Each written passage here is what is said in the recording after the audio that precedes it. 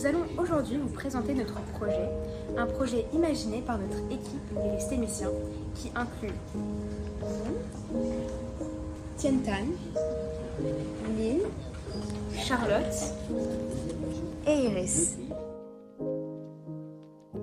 Le besoin de notre objet technique. Notre IoT sert premièrement à protéger le laboratoire du professeur Chung, puisqu'en cas d'incendie, des capteurs détectent la fumée et déclenchent une alarme pour prévenir le personnel présent dans le laboratoire, mais envoie également une alerte sur le smartphone du professeur Chung pour qu'il puisse contrôler la sécurité de son laboratoire, même à distance. Notre module sert également à contrôler le personnel du laboratoire puisque le module sera connecté à un deuxième capteur qui comptera le nombre de personnes qui entrent ou sortent du laboratoire. Ce nombre sera affiché sur un écran LCD, mais l'information sera aussi transmise sur le smartphone du professeur Chung pour pouvoir être renseigné n'étant pas forcément dans le laboratoire. Dernièrement, notre module mesure la température à l'intérieur du laboratoire grâce à un autre capteur. Cette information est aussi affichée sur l'écran LCD et envoyée via Wi-Fi au professeur. Notre objet technique doit respecter plusieurs contraintes de fonctionnement. Les voici.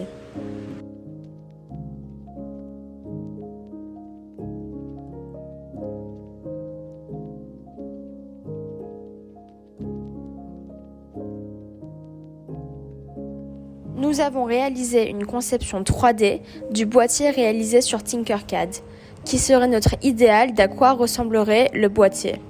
Il prendra la forme d'une maison pour donner cette idée de convivialité et de sécurité. L'imprimante 3D est alimentée par du plastique PLA et nous permettra de fabriquer notre boîtier qui sera donc fait d'un matériau biodégradable.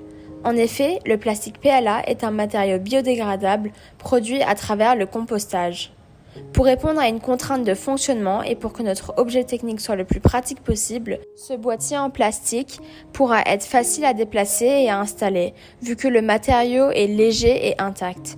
En effet, le plastique peut être facilement manipulé avec le programme de l'imprimante 3D de sorte qu'on puisse faire ressortir l'écran, les capteurs pour le bon fonctionnement du système. Notre objet technique est en cours de réalisation, mais pas encore finalisé.